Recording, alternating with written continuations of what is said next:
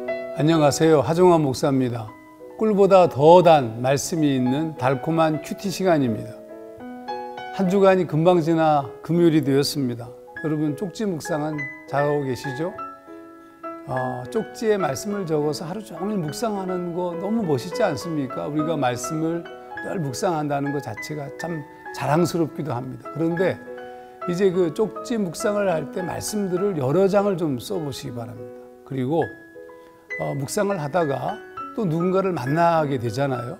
만나게 되었을 때 오늘 내가 묵상한 말씀이 그 사람에게 꼭 필요한 말씀일 것 같은 느낌이 들 때가 있어요.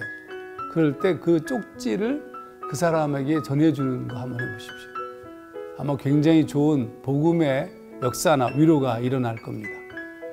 자, 이제 달콤한 큐티 시간 시작하겠습니다.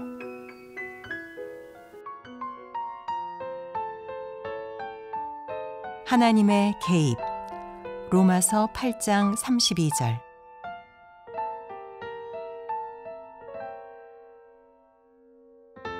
자기 아들을 아끼지 아니하시고 우리 모든 사람을 위하여 내주시니가 어찌 그 아들과 함께 모든 것을 우리에게 주시지 아니하겠느냐.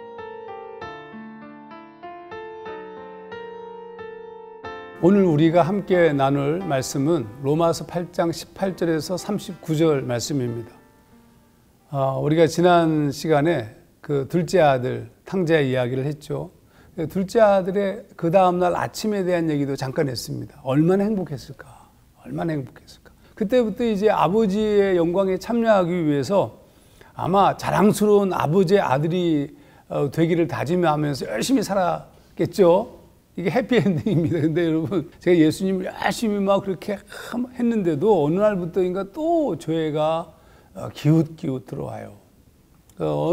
어쩌면 그런 죄에 다시 유혹을 받고 죄의 길에 들어서는 것을 바라보면서 아마 탕자는 괴로워했을 겁니다. 저도 괴롭더라고요. 다시 옛날로 돌아가는 모습. 이게 우리 모두의 고민 아닙니까? 아버지를 떠난 삶, 사실은 여러분 이렇게 얘기하면 어떻게 들릴지 모르지만 즐겁고 행복한 삶입니다. 사실은. 아니 생각해 보세요. 아버지가 주신 재산 반 띄워가지고 가가지고 먹고 마시고 즐기고 놀고 얼마나 좋은데. 세상에 안 즐거운, 왜 우리가 죄를 짓는 줄 아십니까? 즐거워서 그래요. 불륜을 범하는 자들도 즐거워서 죄를 범하는 거지. 그거 뭐 너무 힘들고 뭐 어렵고 고통 속에서 죄를 범하는 사람 누가 있어? 이 탕자도 즐거웠어요. 과거에. 근데 지금 하나님 안에 사는 삶, 아버지 아들로 사는 삶 자체가 그가 다 쉽지가 않습니다. 다시 옛날이 그리워졌어요. 다시. 이러면 안 되는데 그때부터 탄식하기 시작합니다. 하나님의 사람들의 특징이 뭐냐? 탄식합니다. 탄식. 크리스찬들이 예수를 제대로 믿으면 탄식, 이걸 바울은 거룩한 근심, 구원에 이르는 근심 이런 표현도 썼어요.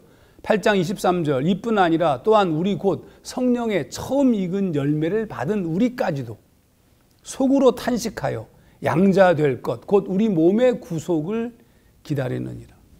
성령의 처음 익은 열매를 받은 우리, 지금의 바울을 말하는 겁니다.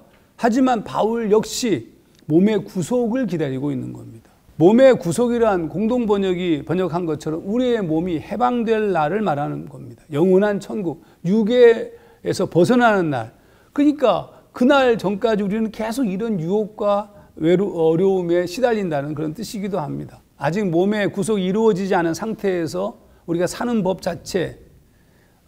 그런데 여러분, 여기서도 우리는 이 세상의 것을 소망으로 삼지 말아야 된다. 이렇게 스스로 막 이렇게 그렇게 추구합니다. 돈, 권력, 쾌락, 이 세상적인 것. 왜냐하면 그것의 유한함과 허망함을 알았기 때문입니다. 탕자가 경험한 거예요. 그런데 재미있긴 한데 쾌락인데 허망한 거. 이게 세상적인 거거든요. 그래서 바울이 이렇게 말을 합니다. 24절, 25절. 우리는 이 소망으로 구원을 얻었습니다. 눈에 보이는 소망은 소망이 아닙니다. 보이는 것을 누가 바라겠습니까? 그러나 우리가 보이지 않는 것을 바라면 참으면서 기다려야 합니다. 우리가 탄식하는 것, 그거 문제가 아닙니다. 탄식해야 옳은 겁니다. 자신의 더러움과 허무와 또 썩어짐을 깨닫는 자들에게 생기는 이 당연한 현상, 하나님 나라에 대한 적극적 표현. 근데 이제 문제가 말씀드린 것처럼 무너지는 거죠. 아무리 노력해도 해결할 수 없는 것.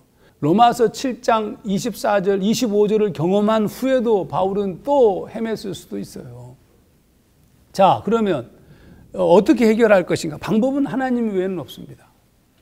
그러니까 이 비참하고 힘들고 어렵고 연약하고 무너질 때, 그러면 우리는 어떻게 이 상황들을 이기고 나갈 것인가? 우선 첫 번째 기억해야 될 게 있습니다. 성령께서 중보하며 기도하고 계시다. 이걸 잊지 마셔야 됩니다.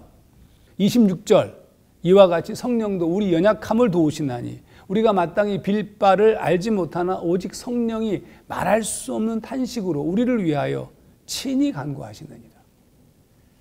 그리고 모든 것이 무너질 것처럼 보이고 실패한 것처럼 보여도 이것도 기가 막히죠. 하나님께서 언제나 잘 정리하셔서 좋은 쪽으로 이끄십니다. 이게 7장 24절의 고통 가운데서 25절로 하나님이 말씀하신 사건과 유사합니다.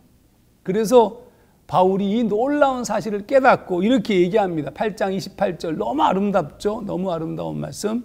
우리가 알거니와 하나님을 사랑하는 자, 곧 그 뜻대로 부르심을 입은 자들에게는 모든 것이 합력하여 선을 이루느니라.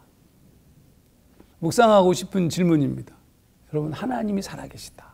하나님이 원하고 계시다. 하나님께서 우리를 선한 길로 이끌고 계시다. 아니, 어머니, 아버지의 뜻이 그거 아닙니까? 아들에게, 딸에게 가장 선하고 좋은 것으로 이끌고 싶으신 것. 그 얘기 아닙니까? 모든 것이 합력하여 가장 좋은 것을 이루게 하신다. 이거 잊지 마시기 바랍니다.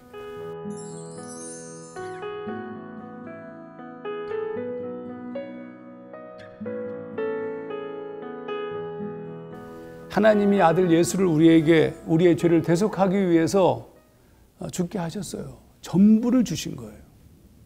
그러니까 바울이 뭐라고 얘기하냐면 다 주셨다. 이걸 모르면 안 된다. 다 주셨기 때문에 로마서 8장 32절 표준 세번역으로 당신의 아들을 아끼지 않으시고 우리 모두를 위하여 내어주신 분이 어찌 그 아들과 함께 모든 것을 우리에게 선물로 거저주지 않으시겠습니까? 하나님께서 우리를 끝까지 책임지시는 이유가 뭐냐? 우리의 죄, 우리가 잘못하고 무너지더라도 그리스도께서 우리의 모든 죄를 대신해서 돌아가셨다니까요. 구속하셨다니까요. 우리가 지는 이 모든 죄를 다 심지어 로마서 5장 10절 기억하시나요? 원수 되었을 때조차도. 근데 우리에게 모든 것을 선물로 주시지 않겠냐고요. 우리가 이길 수 있도록 힘을 주시지 않겠냐고요. 그러므로 우리가 이길 수 있는 이유는 우리의 힘 때문이 아니라 하나님이 우리를 위하시기 때문입니다. 우리가 죄를 이긴 것도 우리의 힘 때문이 아니라 하나님이 우리를 위하시기 때문에, 그래서 우리는 무조건 승리할 수밖에 없어요. 그게 하나님의 뜻이라고요. 이 말씀, 놀라운 말씀을 제가 읽겠습니다. 37절, 이 모든 일에 우리를 사랑하시는 이로 말미암아 우리가 넉넉히 이기느니라.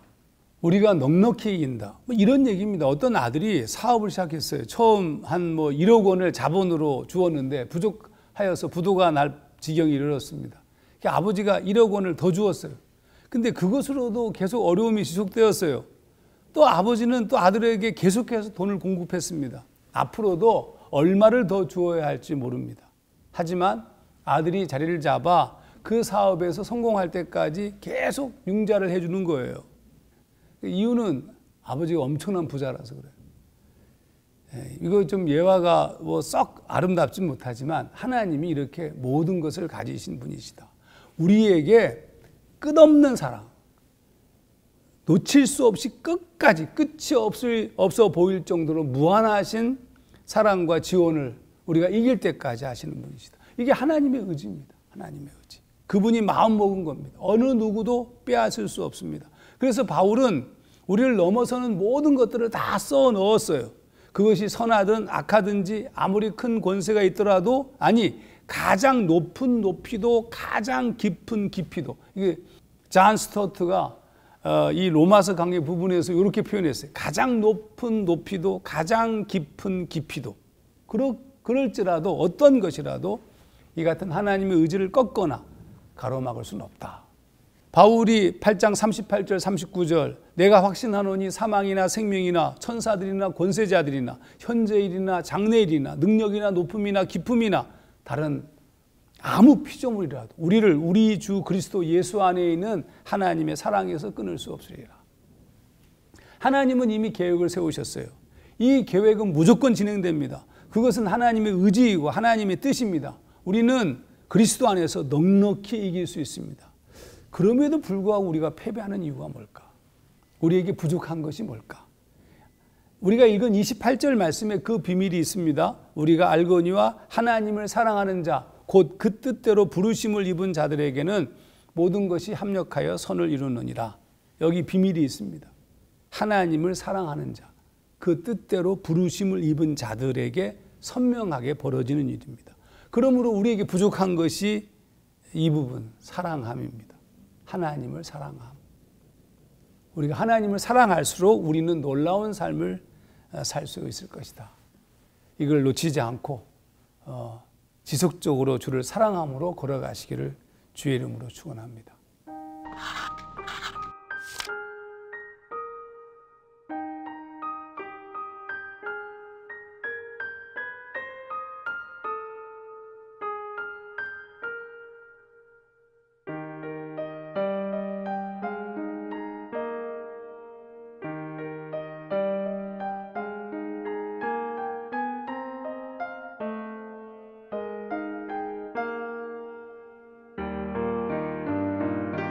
하나님의 의지는 매우 분명합니다. 우리가 하는 모든 계획을 그분께서 아름답게 승리로 이끌 모든 준비를 다 마치셨습니다. 이제 남은 것은 열심히 주님을 사랑하며 최선의 경주를 하는 것입니다. 이거 잊지 마시기 바랍니다. 오늘도 여러분 주신 말씀을 쪽지에다가 써서 하루 종일 묵상하시면서 그 말씀의 풍요함에 거하시는 시간이 되기를 기도합니다. 잠깐 기도하겠습니다. 하나님, 우리를 사랑하시는 하나님의 사랑이 너무 분명하고 너무 정확합니다. 우리가 간혹 잊어버리고 놓칠 때가 많이 있는데 주님 용서하여 주시옵고 끝까지 이 경주를 잘하게 도와주시고 하나님의 말씀에 통치를 받는 거룩한 걸음을 끝까지 걸어가도록 주여 도와주시옵소서. 우리를 사랑하시는 예수님 이름으로 기도하옵나이다. 아멘.